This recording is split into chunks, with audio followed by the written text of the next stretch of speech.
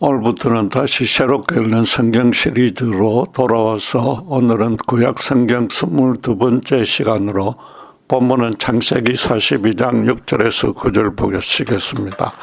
창세기 42장 6절에서 9절 제가 봉독하겠습니다.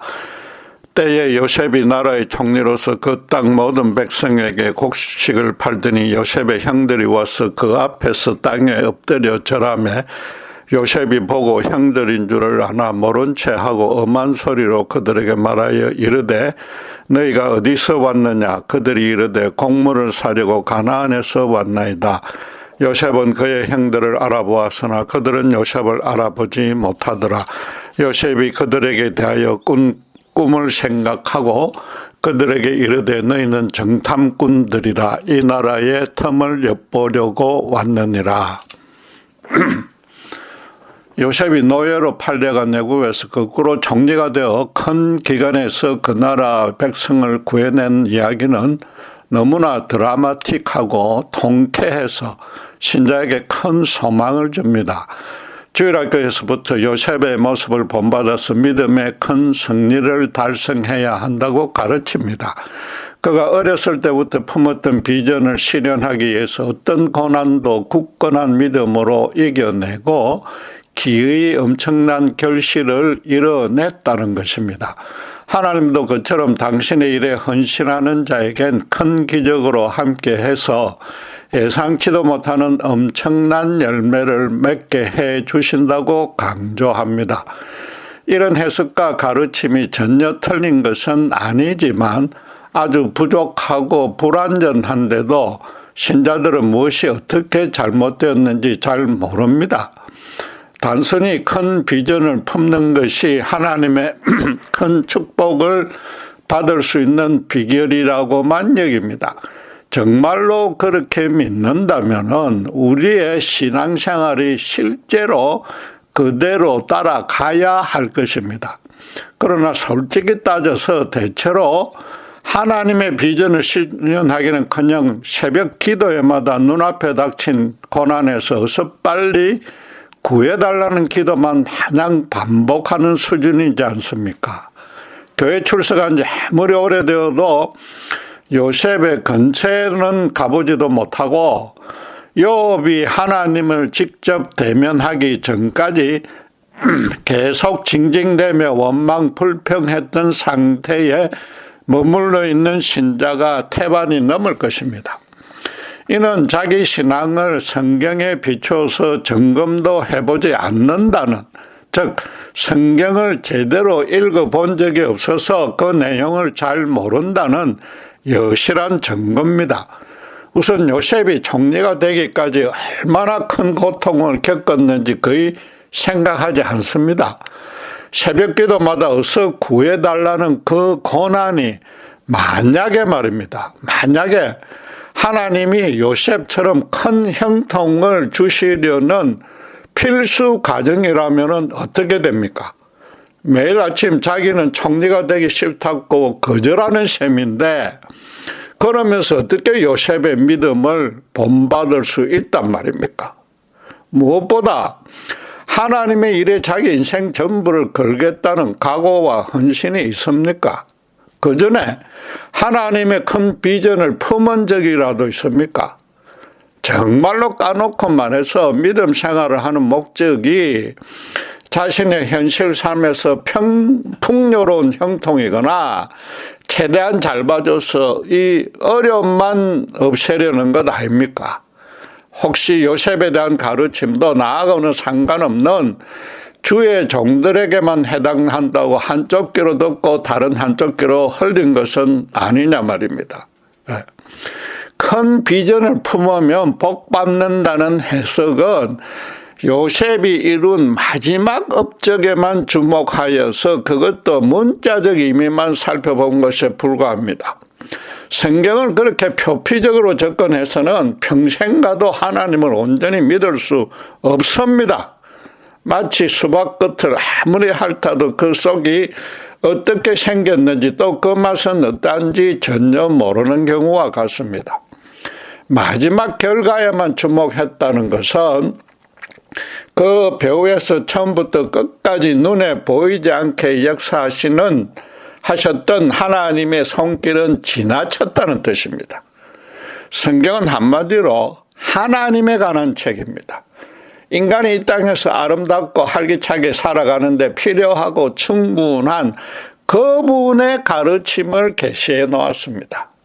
신자라면 하나님이 어떤 분인지, 당신의 백성을 어떻게 대우하는지 정확히 깨달아서 자기 삶에 적용해야 하므로 성경을 정확하고도 세밀하게 파고들어야 합니다.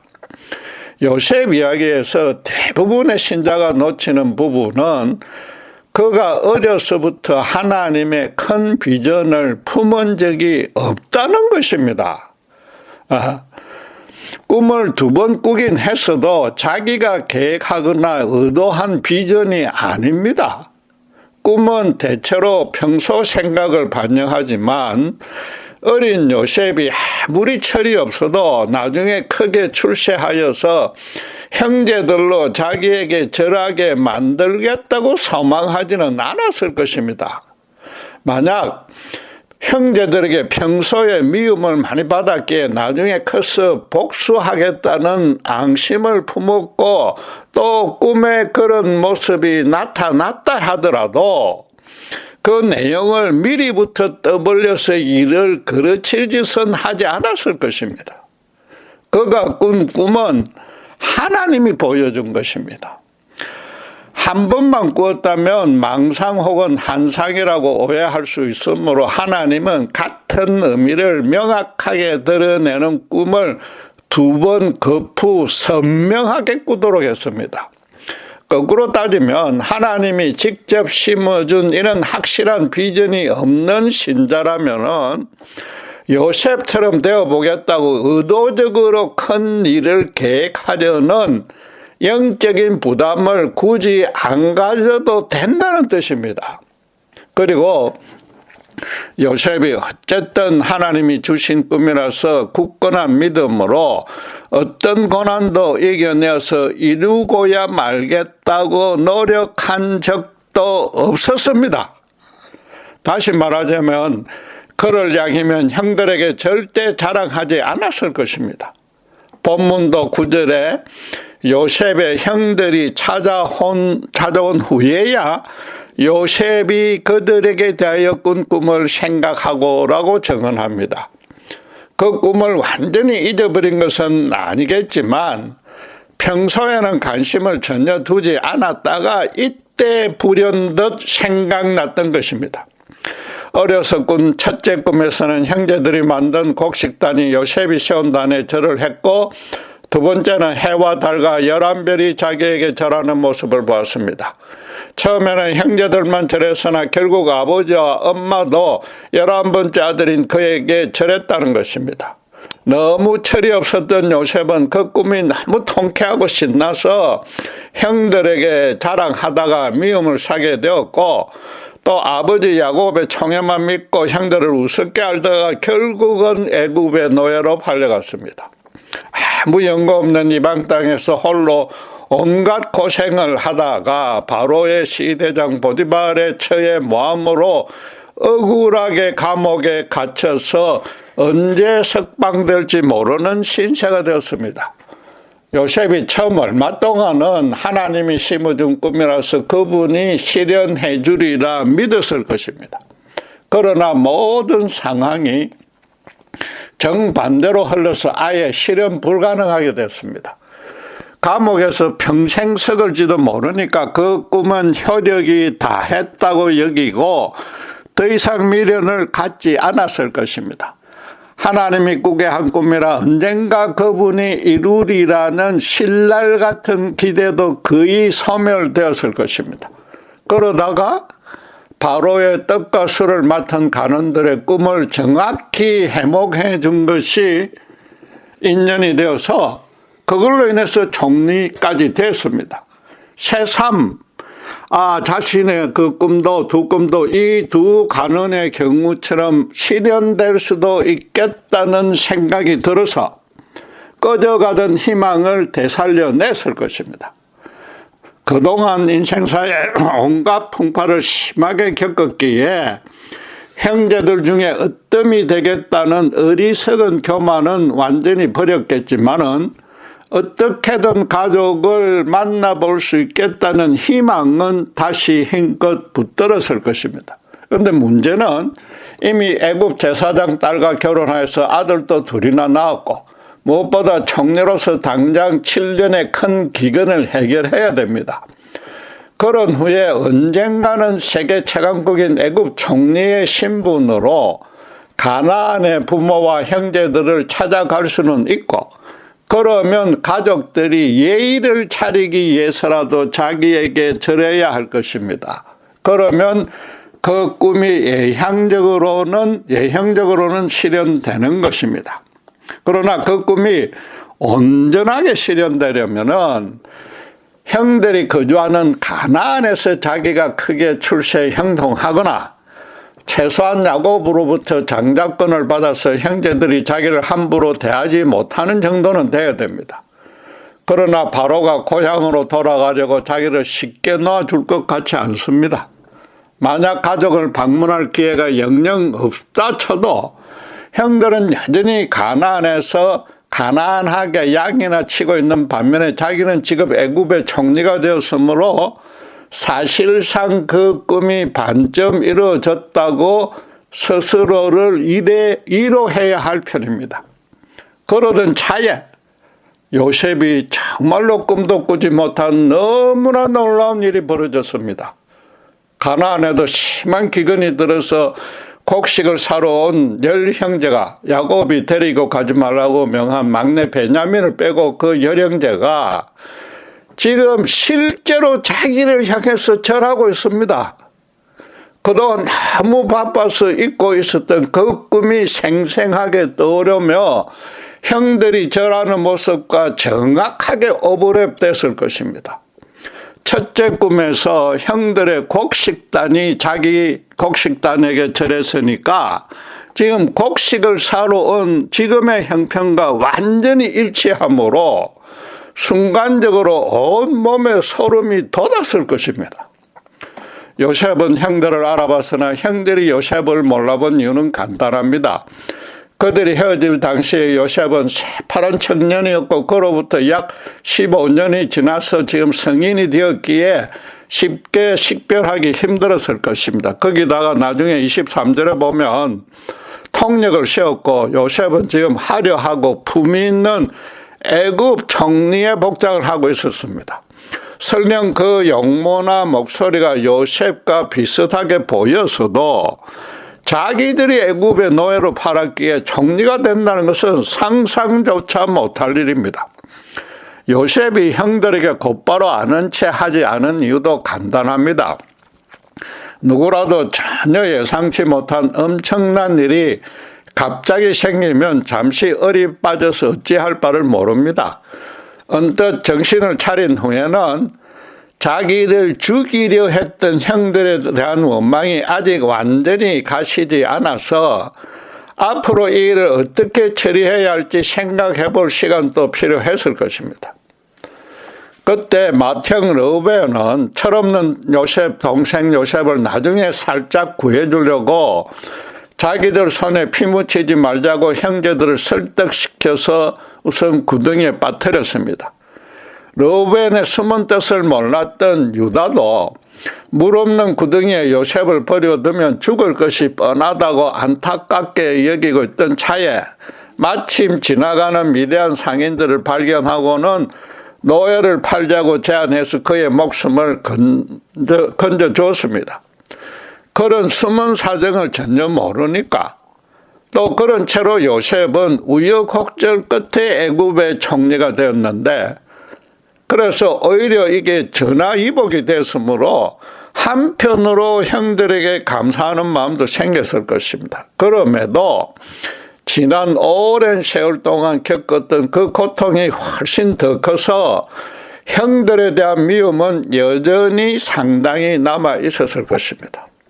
형들이 지난 잘못을 진정으로 회개했는지 또 지금은 자기를 어떻게 생각하는지 알고 싶었지만 곧바로 자기 신분을 드러내면 그들이 아부하려고 입에 발린 소리를 할 수 있다고 판단했을 것입니다.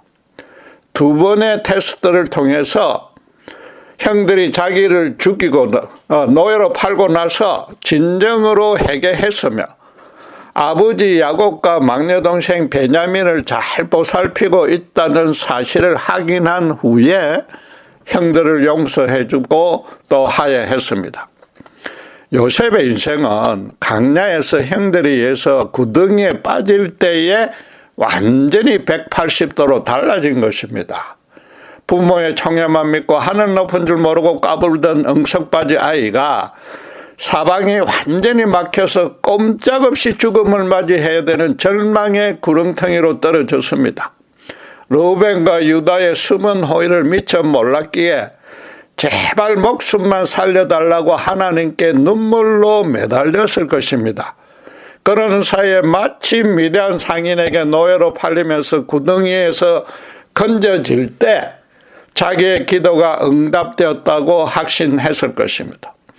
그 후로는 모든 사람 앞에서 자신을 완전히 낮춰서 겸손하게 대하고 매사에 하나님께 기도하는 자로 바뀌었을 것입니다. 설명드린 대로 그 꿈에 대한 이해와 적용도 많이 바뀌었을 것입니다. 만약 그가 여전히 그 꿈의 결과만 문자적 의미로 붙들고서 형제들을 자기 아래에 둘 것을 꿈꿨다면은 하나님이 지금 이런 만남을 허락할 리도 없습니다. 다시 말씀드리지만 요셉의 믿음은 한국 교회에서 가장 강조되는 식으로 신자가 적극적 능동적으로 뜨거운 열정을 갖고서 순종하여서 하나님의 일을 이루었기에 큰 축복을 받는 모습이 전혀 아니었습니다. 그는 굳건한 믿음으로 하나님의 뜻을 이루려고 노력하지도 않았고 사실상 그에겐 하나님의 큰 비전도 없었습니다. 개별적인 상황과 여건과 사람과 사건에 따라서 때로 아무리 험난해도 하나님께 기도하면서 그분이 주시는 지혜로서 그냥 부딪혀 나갔던 것입니다. 한마디로 그때그때 현실 삶에 충실했을 뿐입니다. 그는 강야의 구덩이에서 기적적으로 살아난 후로는 제2의 인생을 덤으로 살고 있었던 것입니다. 자기를 최고로 높이는 자에서 하나님을 최고로 아니 유일하게 높이는 자로 완전히 바뀌었습니다. 그래서 불법과 불의와 불공정 등 모든 악은 그 모양도 멀리했습니다. 그러므로서 사악한 세상에서 필연적으로 따라오는 이런저런 멸시와 손해와 핍박을 묵묵히 감내해냈습니다. 매일 여호와께 오늘도 저를 모든 악에서 지켜달라는 기도를 했을 것이고 또 그 기도한 그대로 살았습니다. 성경은 요셉의 그런 삶을 여호와와 함께함으로 형통했다고 말하고 신자가 정작 본받을 모습이 바로 이것이란 말입니다. 그 꿈들의 대로 형들에게 절을 받고 난 후로 요셉은 지금껏 짙은 안개처럼 들이오고 있던 하나님의 수수께끼가 조금씩 풀려나갔을 것입니다. 바로 조금 전까지만 해도 하나님이 왜 수차례나 죽을 고비를 겪게 하고 이방 땅에 고아로 만들어서 꽃다운 청년기를 억울하게 허비하도록 이끌었는지 도무지 이해할 수 없었을 것입니다. 애굽의 총리가 되었으나 부모 형제도 없이 우상을 숭배하는 나라를 직접 다스려야 했고 애굽 제사장의 딸과 결혼한 것도 성 내키는 일이 결코 아니었을 것입니다. 오히려 매일 여호와께 영적인 죄책감을 느끼는 동시에 부모 형제를 속히 만나게 해달라는 이 기도는 들어주지 않아서 원망도 많이 했을 것입니다. 그런데 결국은 하나님이 전혀 예상치 못한 시간과 장소와 방식으로 그 꿈을 온전히 실현시켜 주었습니다. 자기를 분명히 형제들보다 높여주시긴 했는데 그것이 자기만을 위한 것이 아니었던 겁니다. 큰 기근에서 자기 가족 모두를 지켜주려는 하나님의 완벽한 섭리였다고 깨달은 겁니다. 그러니까 나중에 45장 5절에 형들의 진심을 확인한 후에 당신들이 나를 이곳에 팔았다고 해서 근심하지 마소서, 한탄하지 마소서, 하나님이 생명을 구원하시려고 나를 당신들보다 먼저 보내셨나이다라고 고백했습니다. 지금껏 형들에게 품었던 원망과 자기 인생에 대한 후회는 물론이고 하나님에 대한 의심까지 완전히 해소된 겁니다. 여러분, 하나님의 역사가 참으로 신묘하고 놀랍지 않습니까? 어려서 요셉에게 꾸게 한 꿈을 그 본인은 잊어먹었는데 비록 시간은 오래 걸렸으나 한치 어김없이 당신께서 성취시켰습니다.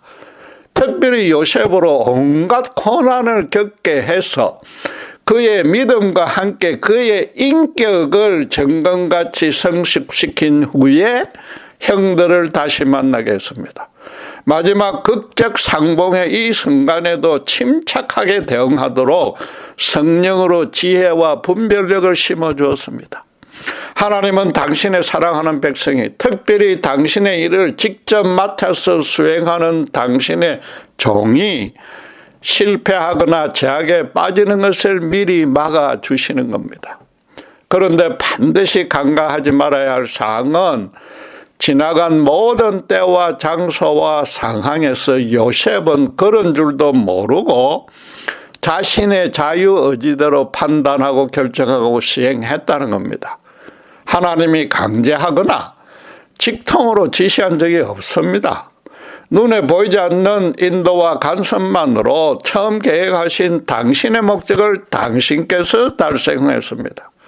요셉에게는 당시에는 너무나 힘들고 고달픈 여정이었어도 또 그래서 원망도 많이 했었어도 그 모든 일들이 가장 합당한 때에 가장 합당한 방식으로 이루어진 겁니다.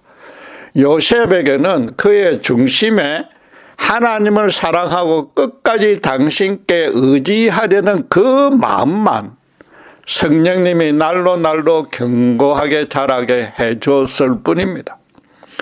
요셉대로 험난한 과정을 겪게 한 까닭은 하나님이 그의 인생에 마련해 놓은 계획이 그 자신의 형통이 아니었기 때문입니다. 그는 단순히 하나님의 특유의 그 신묘하고 거룩한 대하드라마의 주연 배우였을 뿐입니다. 하나님은 야곱 가문의 생명을 보존하려고 했고 또 그럼으로써 선조 아브라함에게 약속한 언약대로 그의 후손을 하늘의 뭇별처럼 장성하게 해주려는 뜻을 요셉을 통해서 실현한 것입니다. 지금 야곱의 후예는 겨우 70여 명밖에 안 되는데 가나안에 그대로 머물러 있다가는 당장 이 기근에 굶어 죽을 판입니다. 혹시 겨우 살아남는다 쳐도 언제 가나안 족속에게 전멸되거나 동화 합병될지 모릅니다. 요셉에게 크게 신세진 세계 최강국인 애굽에서 그의 가족들이 편안히 번창하게 하려는 것이 하나님의 뜻이었습니다. 여호와가 선조 아브라함에게 가나안 땅을 준다고 약속했기 때문에 그 후손 야곱 가문으로서는 이런 큰 위기, 이런 큰 기근이 아니고는 또 요셉이 총리가 되어 있지 않고는 우상숭배의 나라 애굽으로 이주할 리는 없지 않습니까?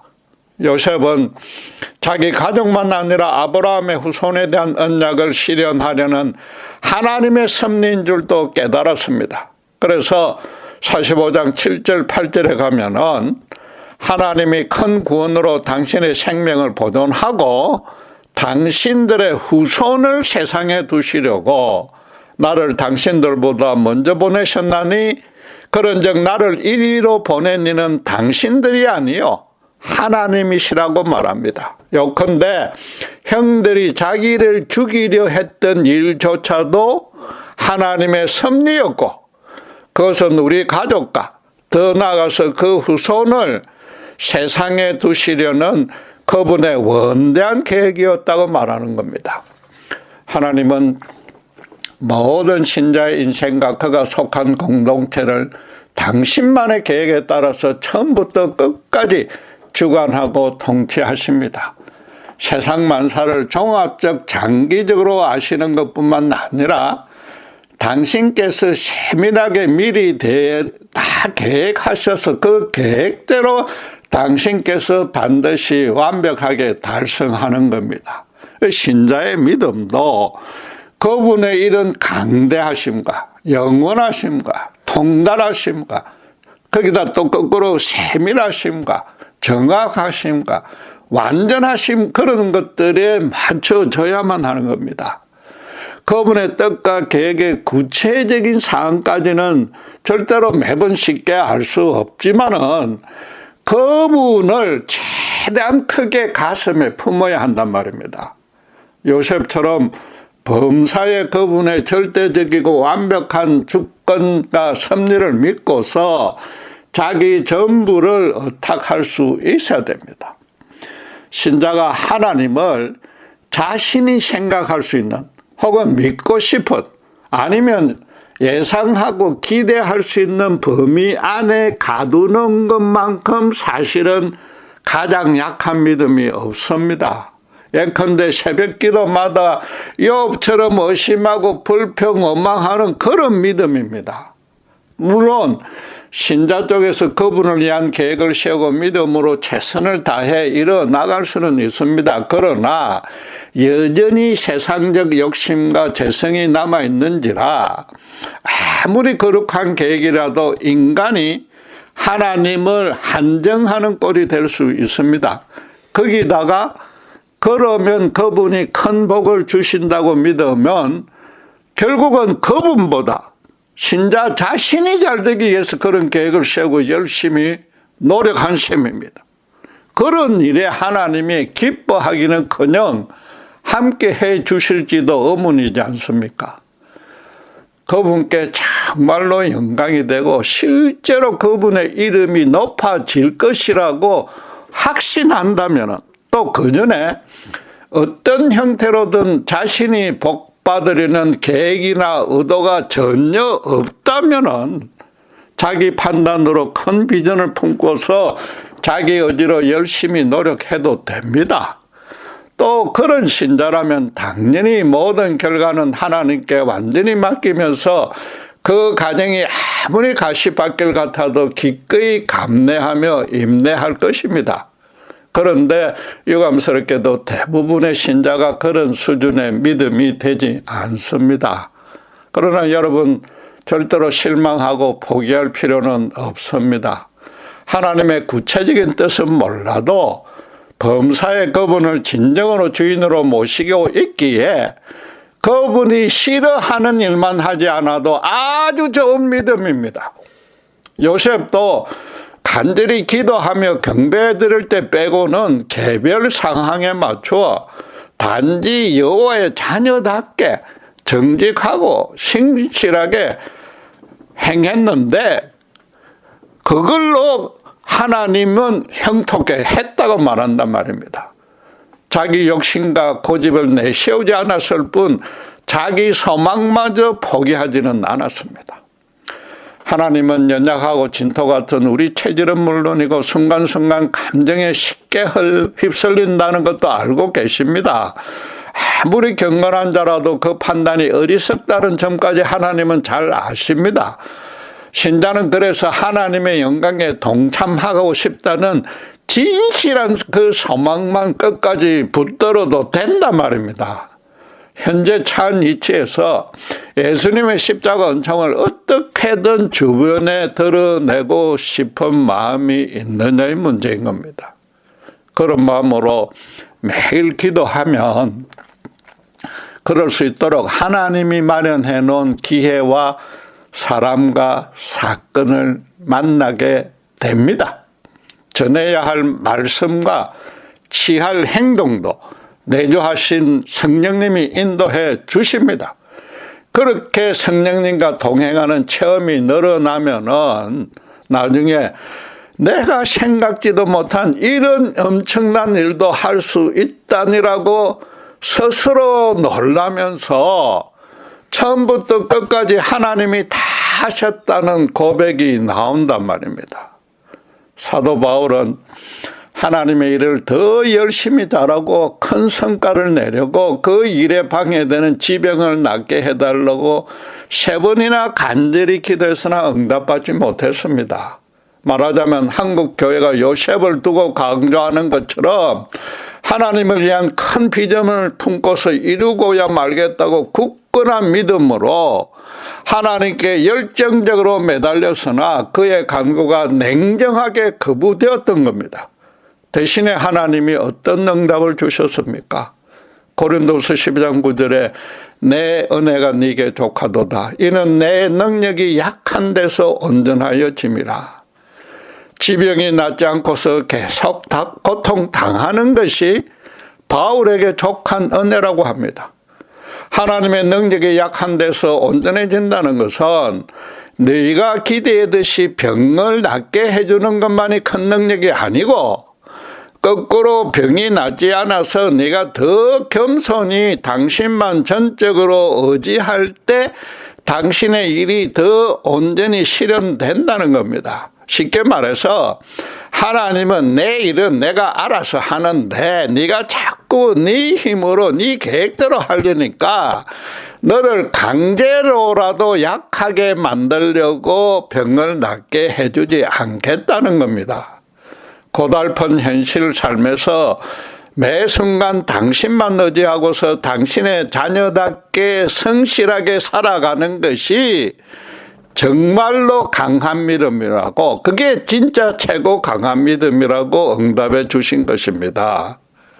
그런데 요셉이 지금은 자기 가족은 물론 후손들도 안전해졌다고 하나님께 감사하지만 멀지 않아서 그를 모르는 바로가 나타나면 후손들이 자기처럼 애굽의 노예가 되어서 고달프게 지낼 것입니다. 요셉을 비롯해서 아무도 상상치 못하는 하나님만의 강대한 일입니다. 그마저도 후손들로 애부민족과 전쟁 칠 염려 없이 최강국 애굽의 보호 아래 장성하게 만들려는 하나님만의 최적 방안이었습니다. 가나안을 무찔만한 군대로 장성시키기 위한 섭리이자 나아가서 모세를 통해 제사장 나라를 세운 후에 다윗의 후손으로 예수님이 오시게 하려는 광대한 계획이었습니다. 모든 신자는 예수 십자가 복음을 땅끝까지 전하라는 소명을 받은 주의 종입니다. 어떤 방식으로든 그렇게 실현하고 싶다고 매일 간절히 기도드리면서 진정으로 하나님의 이런 신묘한 역사에 동참하고 싶다는 소망을 키워나가면은 하나님은 눈에 보이지 않지만 완벽하게 인도해 주십니다. 자기가 받은 재능과 은사를 구체적으로 동원해서 평생을 바칠 만한 주의 일도 점점 구체적으로 보여주십니다. 한마디로 신자가 하나님의 비전을 크게 세우는 것이 아니라 이미 강대하고 완벽하신 비전으로 내 인생을 이끌고 계시는 그분에게 온전히 붙어 있으면 떨어지지만 않아도 됩니다. 그분의 강대하심과 완벽하심에 내 인생을 던져 넣는 양만큼 자기 믿음과 인격도 자라고 또 그만큼 그분의 영광도 볼 수 있는 것입니다. 기도하겠습니다. 저희들 나름대로 하나님의 일에 충성한다고 열심을 다했지만 하나님의 능력은 우리가 약해질 때 온전해진 문을 지난 세월의 체험을 통해서 깊이 깨닫습니다.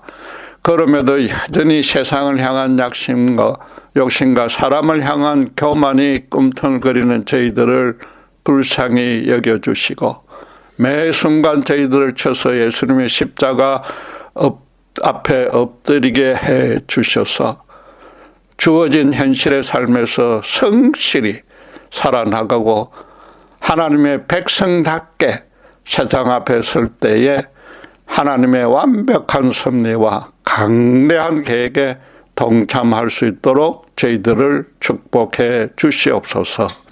감사합니다. 우리 주 예수 그리스도 이름으로 기도드렸습니다.